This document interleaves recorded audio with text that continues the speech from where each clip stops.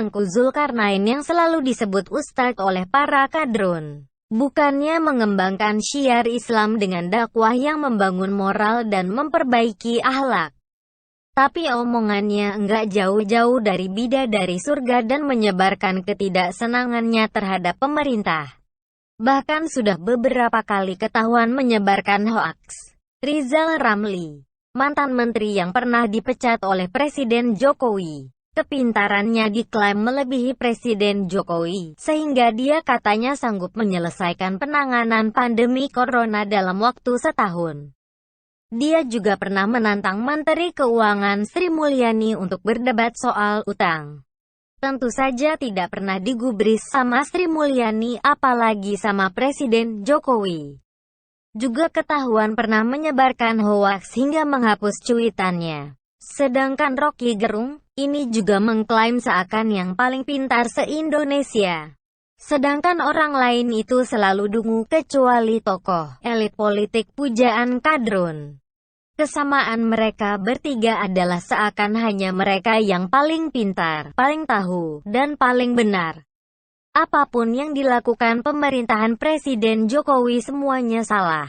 Kalau bisa besok itu Jokowi turun dari jabatan presiden. Tapi yang enggak jelas siapa yang akan menggantikan Rizal Ramli. Emang pernahnya pres beneran dengan diusung partai politik? Tanya kenapa? Nah, mereka bertiga itu akhirnya kena batunya. Saya yakin Sri Mulyani tidak dengan sengaja bikin perangkap.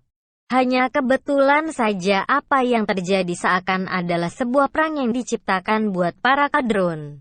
Kalau kemudian trio Tengku Zul, Rizal, Rocky terkena pancingan, ya maaf, derita elu. Ini soal apa sih?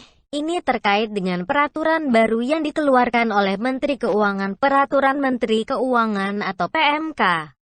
Yakni penghitungan dan pemungutan pajak pertambahan nilai (PPN) serta pajak penghasilan (PPH) atas penyerahan penghasilan sehubungan dengan penjualan pulsa, kartu perdana, token, dan voucher. Peraturan ini berlaku per tanggal 1 Februari tahun 2021. Ketika awal diberitakan, PMK ini sontak bikin kaget publik. Karena kalau dibaca sekilas judulnya saja, sepertinya akan ada pajak baru ketika kita beli pulsa, kartu perdana, token listrik ataupun voucher. Di lain pihak, para kadrun bersorak, seakan dapat amunisi baru buat menyerang pemerintah. Termasuk mereka bertiga itu. Tapi kan katanya mereka pintar? Apa mereka sudah membaca dan memahami baik-baik PMK ini? Harusnya sudah dong. Tengku Zul mengomentari PMK ini lewat cuitannya di Twitter. Pemerintah dapat uang masuk baru. Rakyat dapat tambahan beban hidup.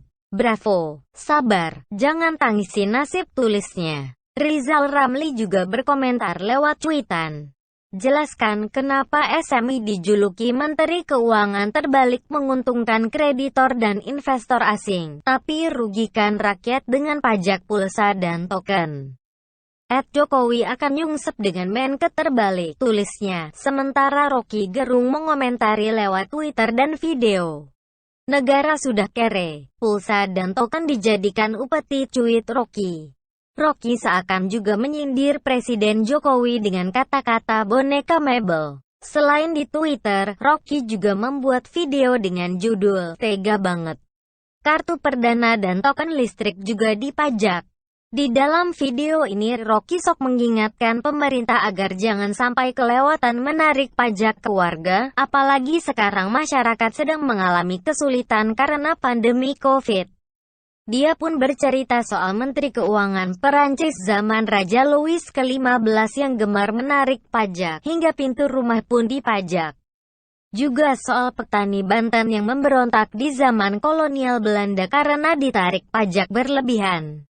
Begitulah, sangat tendensius dan provokatif.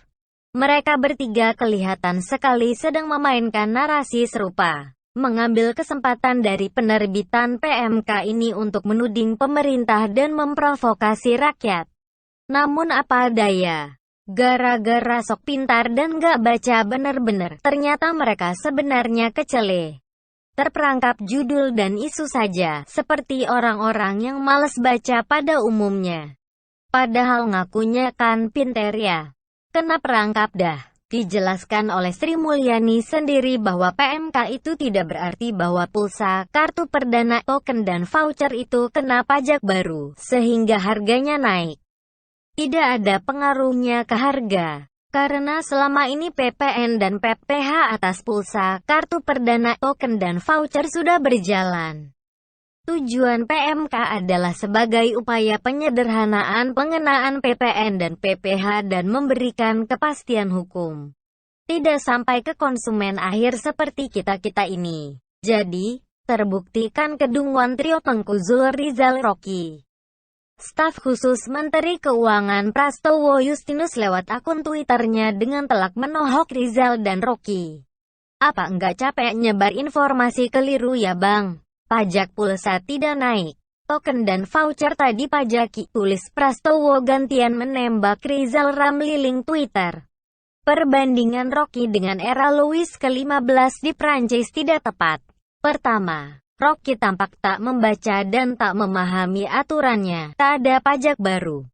Kedua, alih-alih memberatkan kebijakan pajak 6 tahun terakhir justru banyak insentif dan relaksasi. Cuit Prastowo membalas video Rocky Gerung. Mereka bertiga yang sok pintar, sok tahu dan sok benar. Ternyata tidak ubahnya seperti orang-orang yang hanya baca judul dan malas membaca. Apalagi mempelajari benar-benar isi PMK itu. Akhirnya kedunguannya sendiri terungkap di depan publik. Terima kasih Bu Sri Mulyani. Ibu pasti tidak sengaja kok, tapi sudah menyediakan perangkap yang tepat dan telak.